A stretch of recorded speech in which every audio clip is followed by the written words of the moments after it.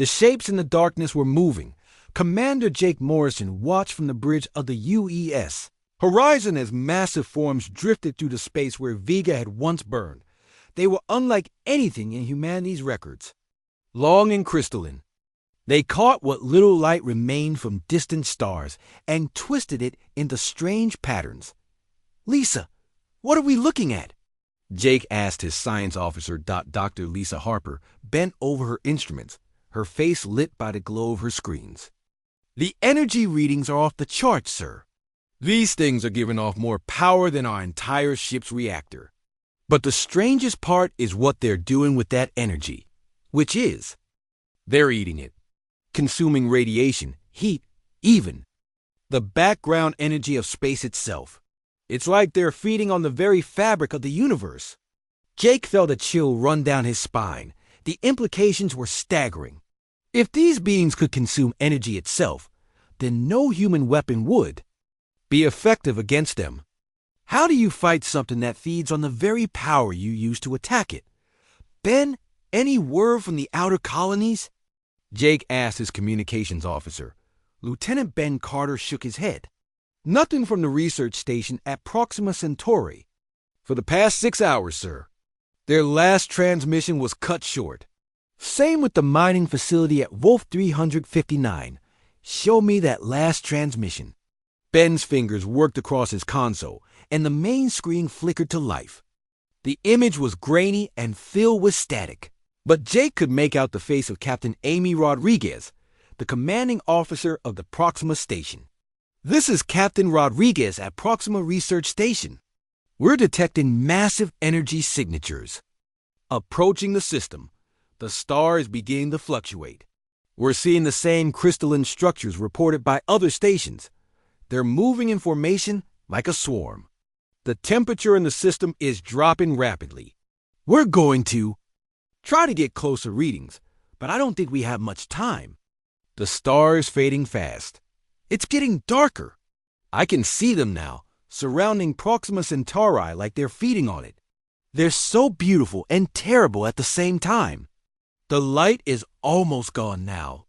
We're evacuating the station, but I don't think we'll make it in time. If anyone receives this, tell Earth that we tried to understand them. Tell them that these beings aren't evil, just hungry. So very hungry.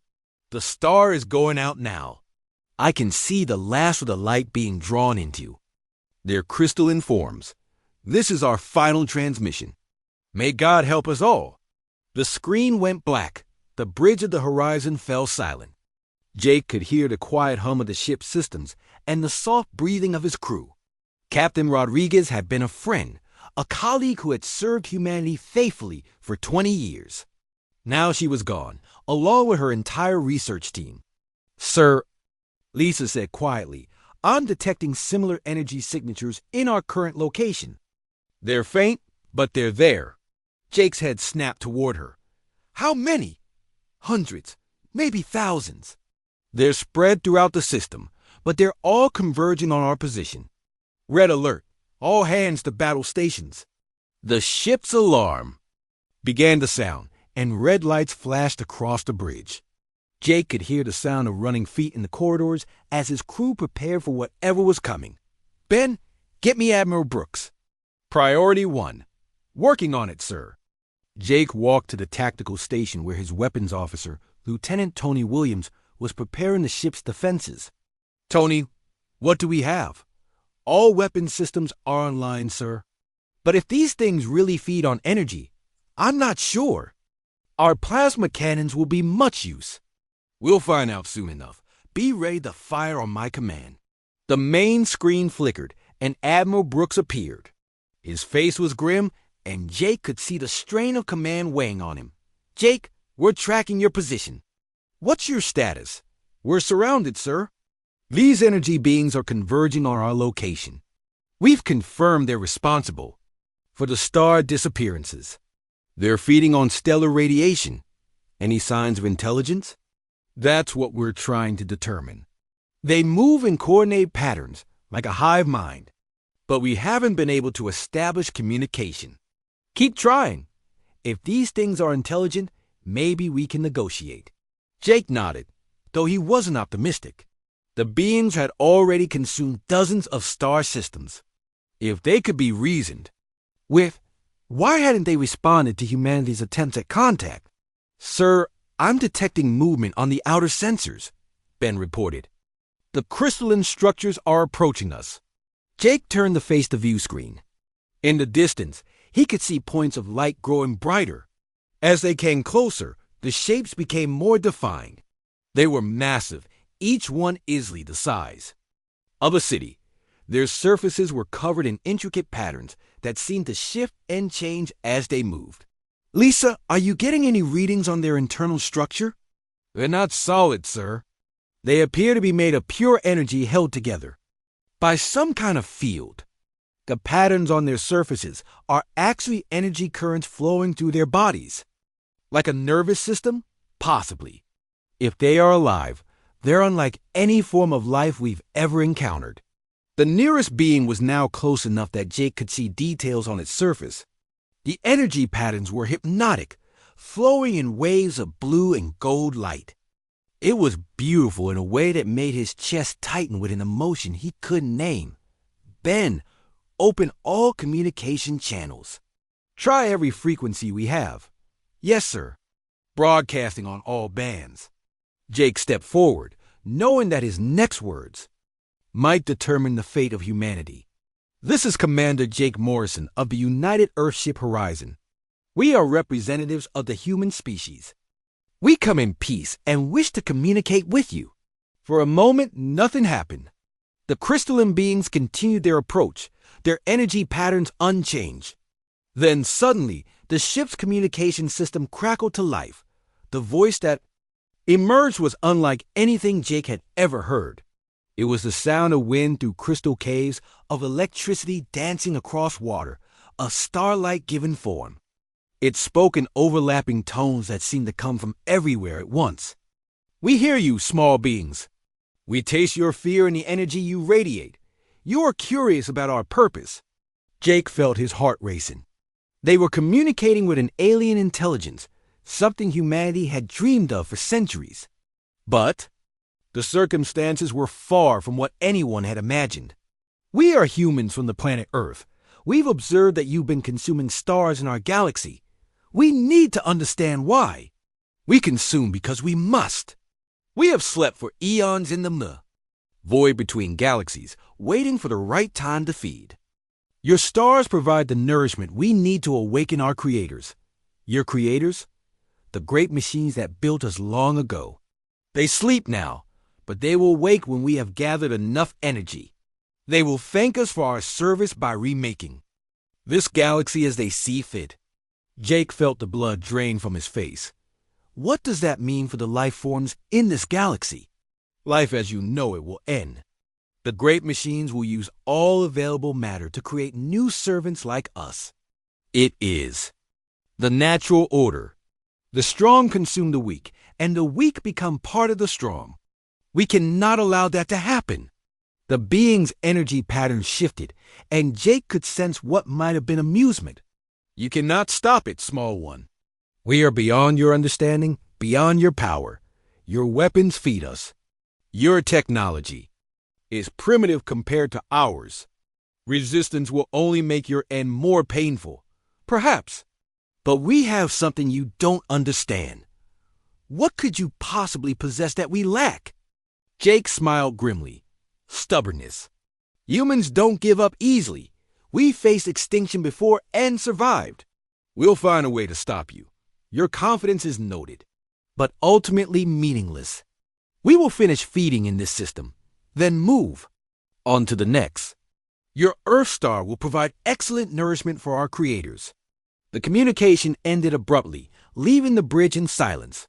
Jake looked around at his crew, seeing the same determination in their eyes that he felt in his heart. Lisa, I need you to analyze everything we just learned. Look for weaknesses, patterns, anything we can use. Already started, sir. Ben, send everything we've recorded to Earth Command. They need to know what we're dealing with. Yes, sir. Jake, walked to the center of the bridge, watching as more of the crystalline beings approached. They moved with purpose, completely confident in their superiority. But Jake had meant what he said. Humanity had survived ice ages, plagues, wars, and disasters that should have destroyed them. They had learned to adapt, to overcome, to find solutions where none seemed to exist. These beings might be ancient and powerful, but they had never faced humans before. They were about to learn that sometimes the weak could surprise the strong. The real war was just beginning.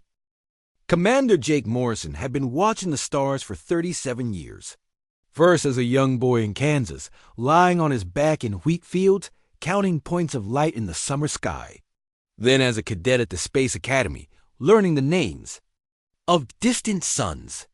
Now, as the commanding officer of the UE's Horizon, he spent his days among those same stars, exploring the galaxy humanity called home. But today, something was wrong. Jake stood on the bridge of his ship, staring at the main view screen. The display showed empty black space where the bright star Vega should have been. Yesterday, it had been there, shining like a blue-white diamond. Now, there was nothing. Dr. Harper, report. Jake called to his chief science officer, Lisa Harper.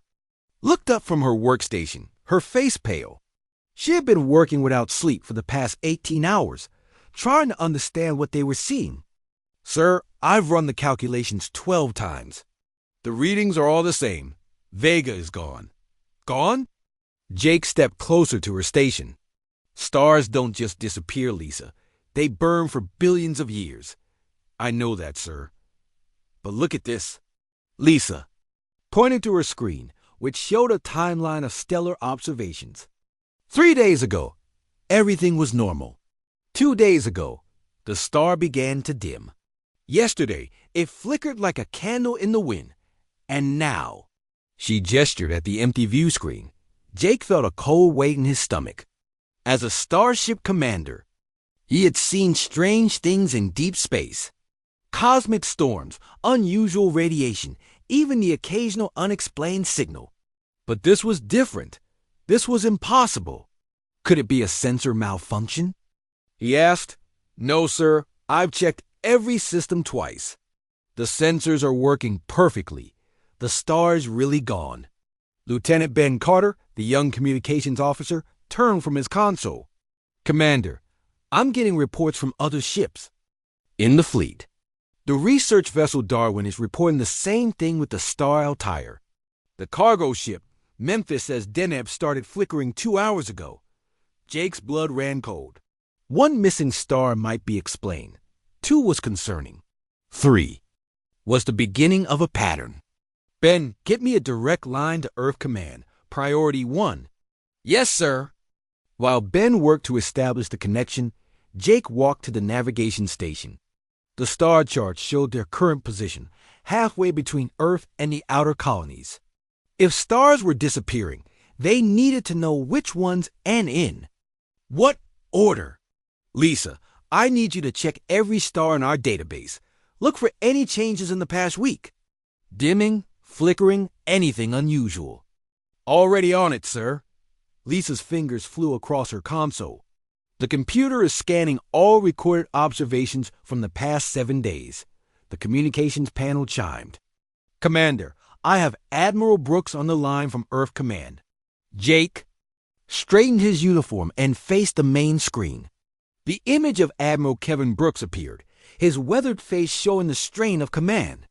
Brooks had been Jake's mentor at the academy, and seeing worry in the old man's eyes made Jake's concern deepen. Jake, thank God. Are you seeing this too? Yes, sir. We've lost visual contact with Vega. My science officer confirms it's really gone. It's not just Vega, son. We're getting reports from across the galaxy. The deep space monitoring stations are going crazy. Stars are disappearing in clusters. The outer rim colonies are in a panic. Jake felt the weight of command settle on his shoulders. What are your orders, sir? I'm putting the entire fleet on high alert. Something is moving through our galaxy, and it's extinguishing stars as it goes. We need to find out what it is before it reaches the inner systems. Do we have any idea what could cause this? Admiral Brooks shook his head. Nothing in our databases. No natural phenomenon can make stars disappear like this. We're looking at something completely new. Lisa interrupted from her station. Commander, I've completed the scan. The results are ... disturbing. Jake turned to her. What did you find? The disappearances aren't random. They're following a pattern, moving in a straight line through the galaxy. Whatever is doing this, it's heading directly toward Earth. The bridge fell silent. Jake could hear the soft hum of the ship's engines and the quiet beeping of monitors. Every person on the bridge understood what Lisa's words meant. Something was coming for them. How long do we have? Jake asked. Lisa worked quickly on her calculations. If the pattern continues at the current rate, it will reach the Sol system in approximately 43 days. Admiral Brooks leaned forward on the screen. Jake, I'm ordering you to investigate the nearest affected system. We need to know what we're dealing with. The survival of humanity may depend on what you find. Understood, sir. We'll head for the Vega system immediately. Be careful, son. Whatever is out there, it's powerful enough to destroy stars. Don't take any unnecessary risks. The connection ended, leaving Jake alone with his crew and the vast emptiness of space.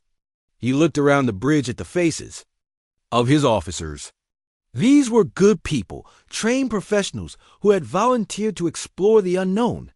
Now they were heading into danger unlike anything humanity had ever faced. Ben, set course for the Vega system. Maximum speed. Yes, sir. Course laid in. Lisa, I want continuous scans as we travel. Look for any signs of what might have caused. This already started, sir. Jake walked to the captain's chair and sat down. Through the view screen, he could see the familiar stars of the local region. But now, instead of feeling comforted by their light, he wondered which ones would be next to disappear. The ship's engines hummed louder as they accelerated toward their destination. Jake had commanded the Horizon for 5 years, leading exploration missions to dozens of star systems. He had discovered new worlds, made contact with alien species, and mapped unknown regions of space. But this mission felt different. This time, they weren't exploring the unknown. They were racing to understand a threat that could end everything. As the hours passed, more reports came in from across the galaxy. The pattern was becoming clearer. The disappearances were moving in a wave, consuming everything in their path. Entire star systems were going dark, leaving behind only empty space. Lisa worked tirelessly at her station, trying to understand the signs behind what they were seeing. Commander, I've been analyzing the data from the monitoring stations. The stars aren't exploding or collapsing. They're just going out, like someone turned off a switch. Could it be some kind of weapon? Maybe, but it would have to be incredibly advanced. The energy required to extinguish a star is beyond anything we can imagine, Jake nodded. Humanity had developed impressive technology over the centuries. They had built ships that could travel faster than light, weapons that could destroy planets, and computers that could process information faster than the human mind. But the power to extinguish stars was something else entirely. Sir, we're approaching. The Vega system, Ben reported. All stop. Take us in slowly. Full sensor sweep. The Horizon dropped out of faster-than-light travel at the edge of what had once been the Vega system. Jake stood and walked to the view screen, looking out at the space where a brilliant star should have been shining. Instead, he saw only darkness. But as his eyes adjusted, he began to notice something else. The darkness wasn't empty. There were shapes moving in the void, vast and alien, unlike anything in humanity's experience. Lisa, are you getting this? Yes, sir. I'm detecting massive energy signatures. Whatever those things are, they're not natural. Jake stared at the shapes in the darkness, knowing that humanity's greatest challenge was just beginning. The stars were going out, and now they knew they weren't alone in the universe. Something was coming for them, something that could devour light itself. The real question was, could humanity find a way to fight back before it was too late? 2 weeks had passed since the New Horizon turned around to face its pursuer. The ship buzzed with activity as crew members worked around the clock to prepare for the impossible battle ahead. In the main cargo bay, engineer Tony Rodriguez stood, next to a massive holographic display showing something that had never existed before. "Maya, are you sure this will work?" Tony asked, wiping sweat from his forehead. Around him, dozens of crew members were building weapons from farming equipment and turning supply containers into missiles. Maya's hologram appeared next to the display. "I'm not sure about anything anymore, Tony, but the mathematics are sound. If we can get close enough, this plan has a real chance of success." The display showed their attack strategy in detail. First, they would use modified atmospheric processors to create a massive cloud of metallic particles. This would confuse the alien ship's sensors and give them cover. Then they would fire everything they had at the alien ship's sensor arrays, trying to blind it completely. "Captain Martinez to all stations." Jake's voice came over the ship's communication system. "T-7 days until intercept. All teams report status." Tony touched his communication badge. "Engineering team ready, Captain. We've got 12 overcharged mining lasers and 43 improvised missiles, plus Maya's special surprise."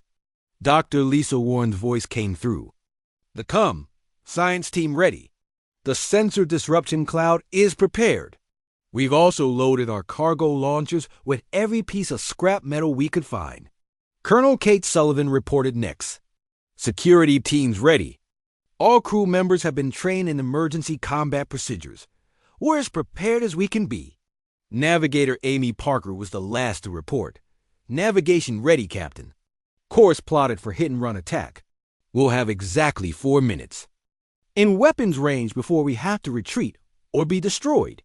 4 minutes. Everything they had worked for, everything humanity had achieved, would be decided in 4 minutes." Maya's hologram flickered and then appeared on the main display in the command center. "Captain, I need to tell you something. The alien ship has been trying to communicate with us." Jake, who had been studying tactical displays, looked up sharply. "What do you mean communicate? Why didn't you tell me before?" "Because I wasn't sure what it was," Maya said. "For the past week, they've been sending us complex mathematical patterns. At first I thought it was just another type of scan, but I've been analyzing the data. It's not random. It's organized, structured." Dr. Warren hurried to the nearest computer. "Terminal, show me the patterns, Maya." The main display filled with streams of numbers and geometric shapes. At first it looked like random data, but as Dr. Warren studied it, she began to see something familiar. "These aren't just mathematical patterns," she said slowly. "They're star charts. And this section here, it's showing the movement of ships. Through space, our ships." Maya's image moved closer to the display. "There's more. Look at this section." The display changed to show what looked like a timeline. Different symbols appeared at various points along the timeline, each one more complex than the last. "What am I looking at?" Jake asked. Dr. Warren's face went pale. I think they're showing us the history of other species they've encountered." "Species like us," Maya nodded. "Each symbol represents a different civilization. And look at what happens to most of them." The timeline showed dozens of symbols, but most of them ended abruptly. Only a few continued to the end of the chart. "They're not the first species to take this test," Dr. Warren whispered. "And most of them failed." Jake felt a chill run down his spine. "What happened to the ones that failed?" "Unknown," Maya said. "The data cuts off, but the ones that passed... Look at this." The display changed again, showing the few symbols that had survived. The tests. These symbols became more complex over time, eventually joining with other symbols to form intricate patterns. "The species that passed the test became part of something bigger," Dr. Warren said. "Some kind of alliance or federation." Jake stared at the display, trying to understand what this meant. "So, this isn't just about destroying us. It's about whether we're worthy to join them." Maya's hologram turned to face him. Captain, I believe the alien ship isn't trying to kill us. It's trying to evaluate us. The acceleration, the pressure, the impossible odds, it's all part of the test. But why didn't they just tell us that? Amy asked over the comm. Because the test has to be real, Dr. Warren said. We have to face genuine danger, genuine fear, genuine choices. If we knew it was just a test, our responses wouldn't be authentic. Tony's voice came through the comm from the cargo bay. So what you're saying is, even though it's a test, we could still die if we fail it.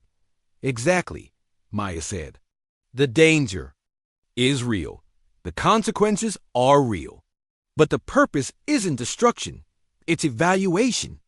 Jake sat down in his captain's chair and thought about this new information. Around him, his crew continued their preparations for battle, not knowing that everything they believed about their situation might be wrong. Maya, if this is a test, what do you think they're looking for? Maya's image flickered as she processed the question.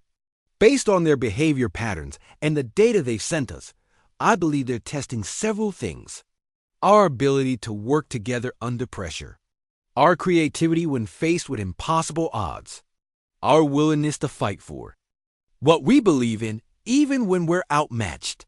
And our willingness to sacrifice ourselves for others, Dr. Warren added.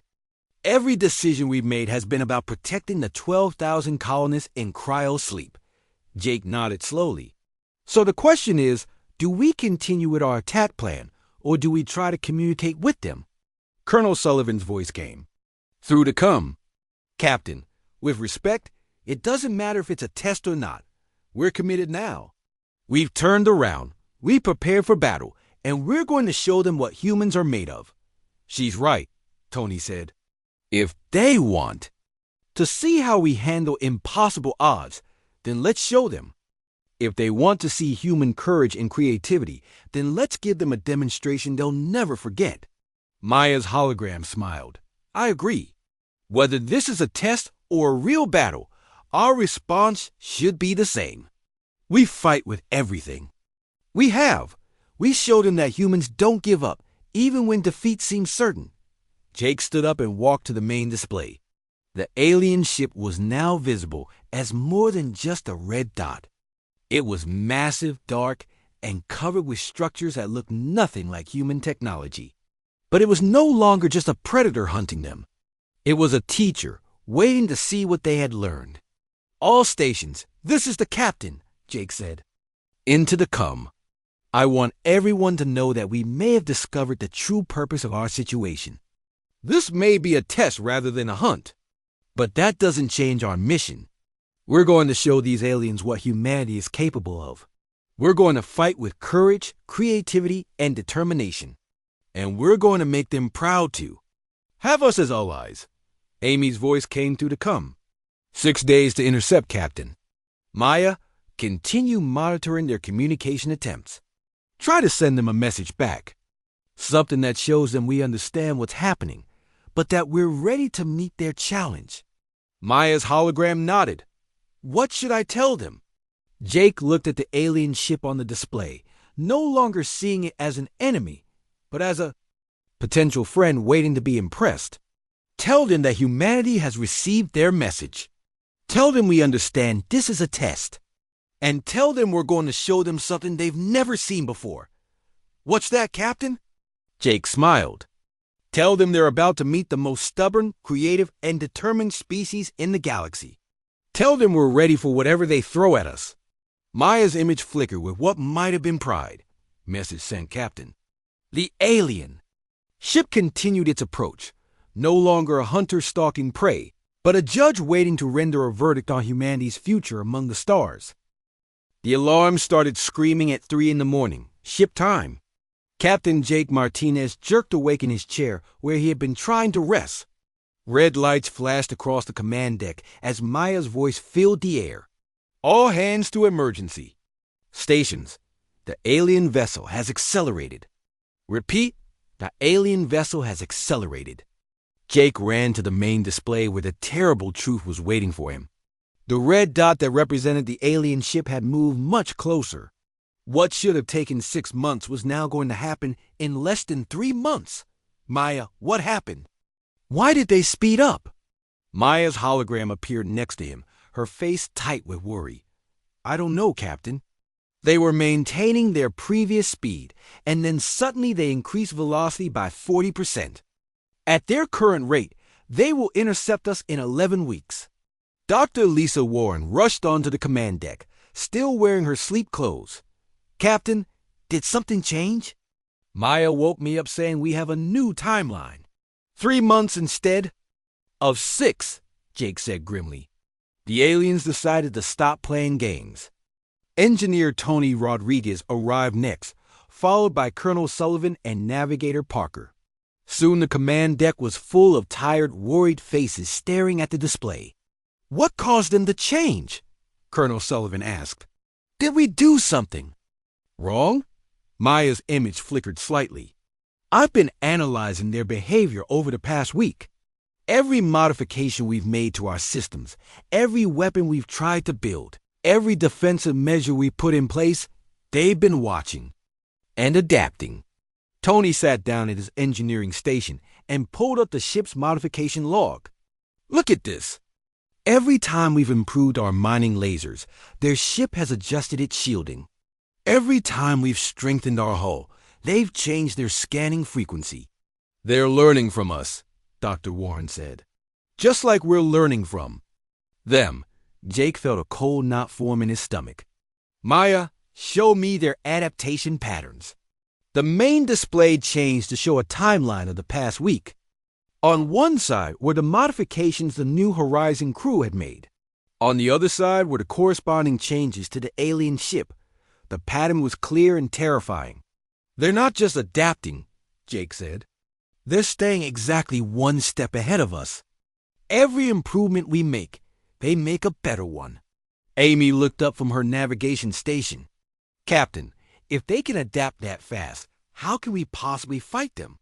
Maya's hologram moved to the center of the group. I've been running millions of combat simulations. In every scenario where we try to match their technology, we lose. But there's something interesting in the data. What? Jake asked. They're not adapting randomly. They're following specific patterns, military patterns, engineering patterns, logical patterns. Maya paused. But they've never adapted to something illogical. Colonel Sullivan crossed her arms. What do you mean illogical?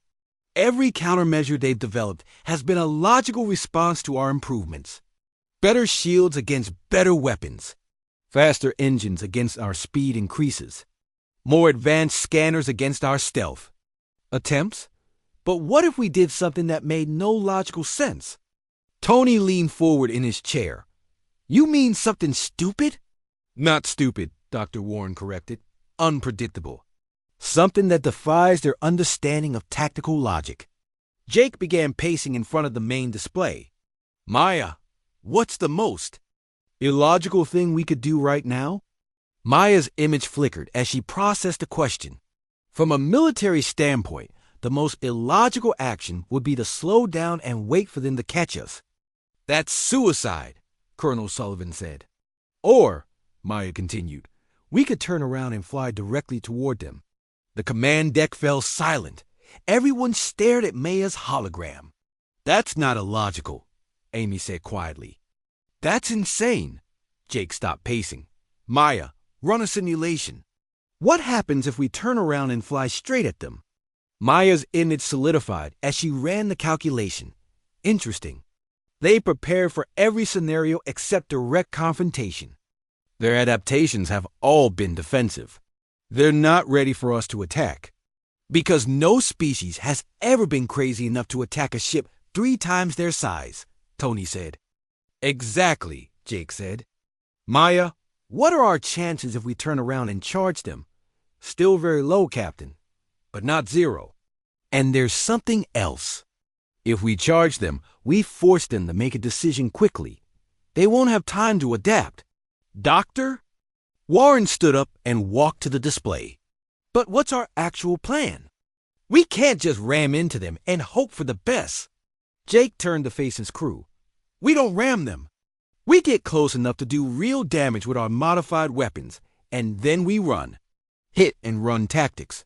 Colonel Sullivan shook her head. Captain, that's still a suicide mission. Even if we damage them, they'll destroy us. Not if we're smart about it, Jake said. Maya, how long would it take us to reach them if we turn around now? At maximum speed, approximately 3 weeks. And how long would it take them to adapt to new defensive strategies? Maya paused. Based on their previous adaptation patterns, they would need at least 4 weeks to fully analyze and counter a completely new tactical approach. Tony's eyes lit up. So we hit them before they can figure out how to stop us. It's still incredibly dangerous, Dr. Warren said. If we're wrong about their adaptation time, or if they have weapons we haven't seen yet, then we die, Jake said simply. But if we keep running, we die anyway. At least this way we go down fighting. Maya's hologram turned to face Jake. Captain, there's something else to consider. The alien ship has been testing us for 25 years. What if this acceleration isn't meant to catch us? What if it's another test? What kind of test? Amy asked. A test of how we react when the timeline changes.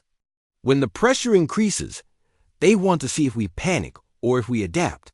Jake sat down in his captain's chair and thought about this. So our choice is to either run away like scared animals or turn around and fight like humans. That's one way to look at it, Maya said. Colonel Sullivan walked over to the weapons control station. If we're going to do this, we need to prepare. We'll have one chance to hurt them before they destroy us. We need to make it count. Tony nodded. I can overload the mining lasers. Push them beyond their safety limits. They'll burn out after a few minutes, but they'll have 10 times their normal power. And I can modify our cargo launchers to fire explosive containers, Colonel Sullivan added. Turn our supply pods into missiles. Double quotes. Dr. Warren looked thoughtful. What if we don't just attack their ship? What if we attack their sensors? Blind them? Maya's image brightened. Yes, if we can disrupt their scanning ability, they won't be able to adapt to our tactics in real time. Jake felt something like hope beginning to grow in his chest. Maya, calculate our chances with this new plan. Hit and run attack. Target. Their sensors first, then their engines. Maya's hologram flickered as she ran a simulation. Chances of survival increased to 12%. Chances of causing significant damage to their ship, 37%. 12%. It wasn't good, but it was better than 3%. There's one more thing, Jake said. If we do this, if we turn around and fight, we're not just fighting for ourselves.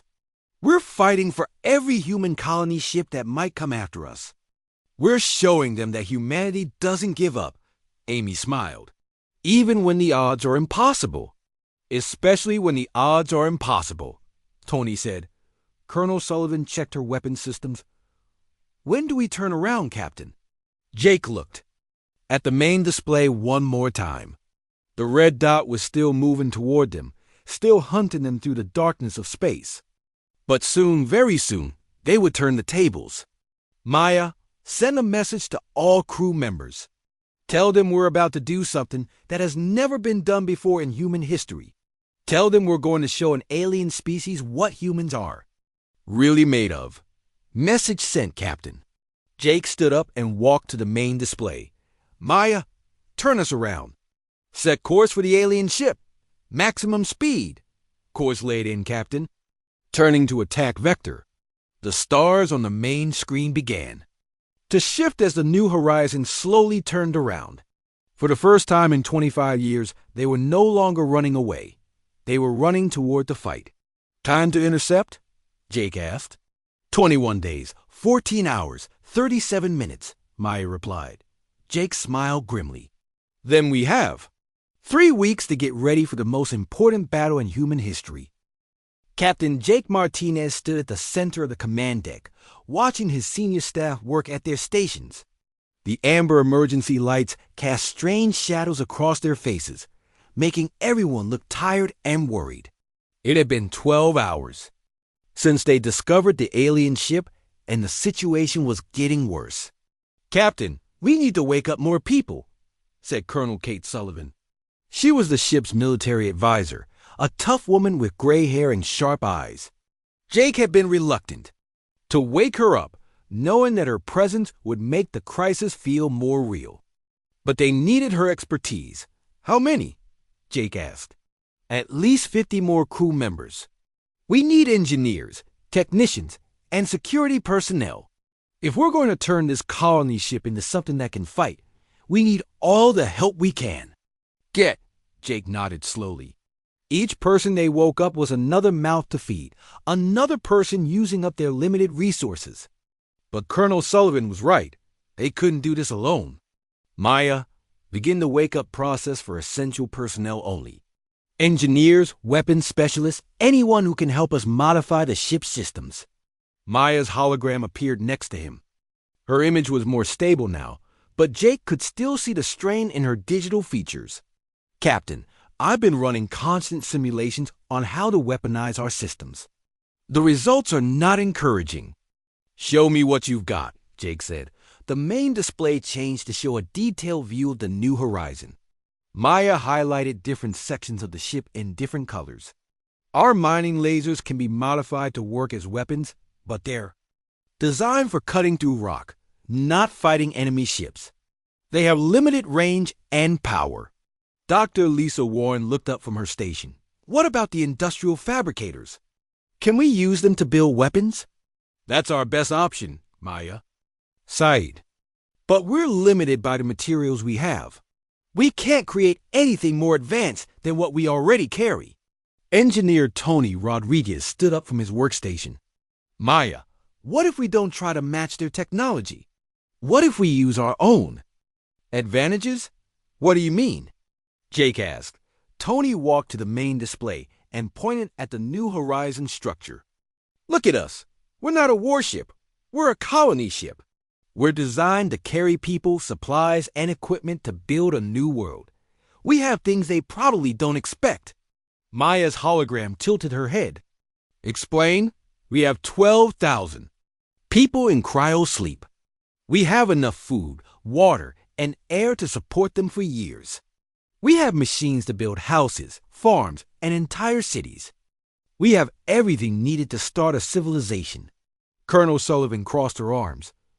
"I don't see how that helps us fight." Tony smiled. "Because we're not just fighting for our lives. We're fighting for the future of humanity. That alien ship might be bigger and more powerful, but it's just a ship. We're carrying the hopes and dreams of our entire species."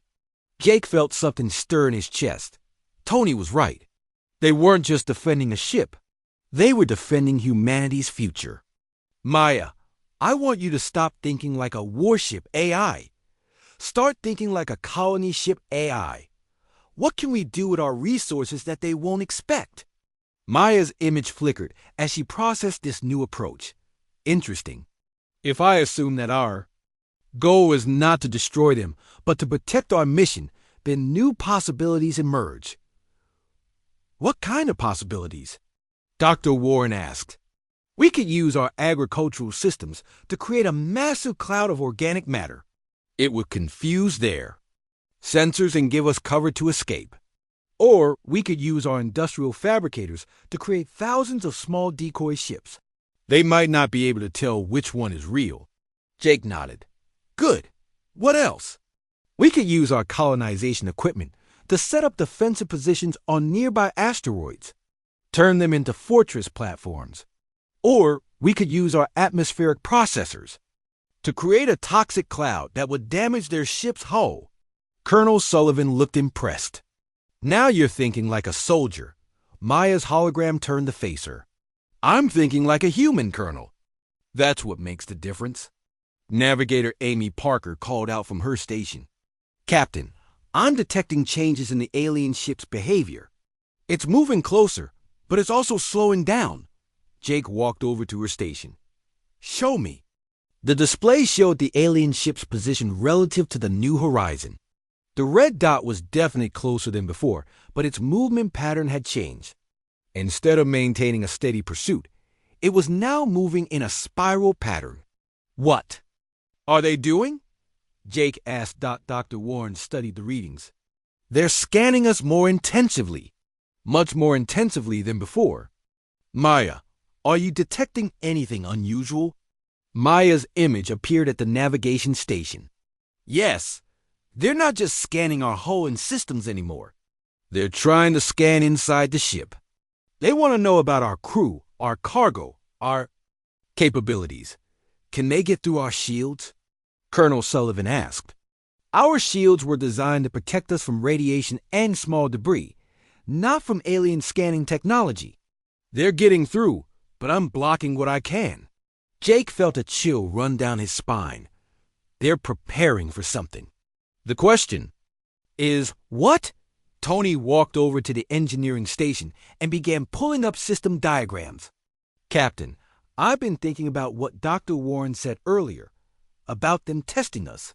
What if this isn't just about studying us? What if they're trying to see how we react when we know we're being watched?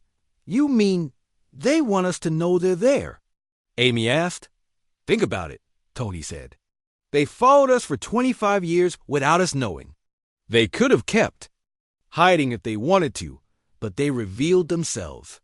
They wanted us to wake up and see them. Maya's hologram moved to the center of the command deck. That would explain their behavior pattern. They're not just hunting us. They're evaluating us, testing how we respond to a threat.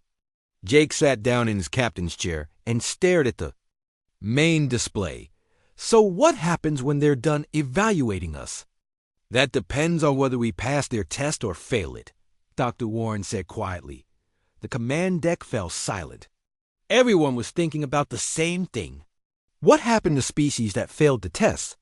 Maya, I want you to analyze their scanning patterns again. Look for any clues about what they're looking for.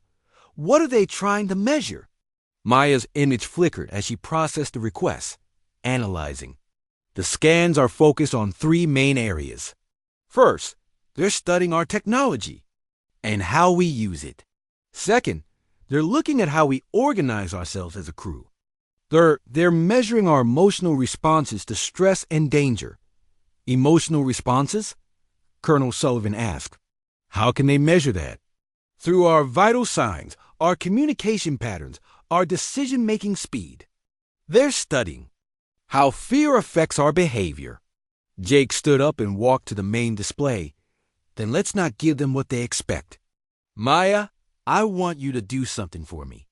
I want you to appear completely calm and confident. No flickering, no signs of stress. But Captain, I'm experiencing stress. My systems are being pushed to their limits. I know. But if they're measuring our emotional responses, let's control what emotions we show them. We're not going to act like frightened animals. We're going to act like humans. Maya's hologram solidified and took on a more confident appearance. Understood, Captain. Jake turned to face his crew. Everyone, I want you to remember something. We're not just representatives of the New Horizon. We're representatives of humanity. Whatever these aliens are looking for, we're going to show them the best of what our species can do. Tony nodded. Unity in the face of danger. Creativity when logic fails, Dr. Warren added. Courage when hope seems lost, Colonel Sullivan said. Amy smiled. And stubbornness when everyone tells us to give up. Jake felt pride swell in his chest. That's right. And Maya, you're part of this too. You're not just our AI. You're our partner. Whatever happens, we face it together. Maya's hologram smiled. Thank you, Captain. For the first time since I detected the alien ship, I feel something other than fear. What do you feel? Jake asked. Hope, Maya said. I feel hope. The alien ship continued its spiral approach, scanning them with increasingly powerful sensors. But on the New Horizon, something had changed. The crew was no longer just reacting to the threat. They were preparing to meet it head-on, with all the creativity, courage, and stubborn determination that made them human. Jake looked at the red dot on the display and smiled. Come on then, he said quietly. Let's see what you're really made of.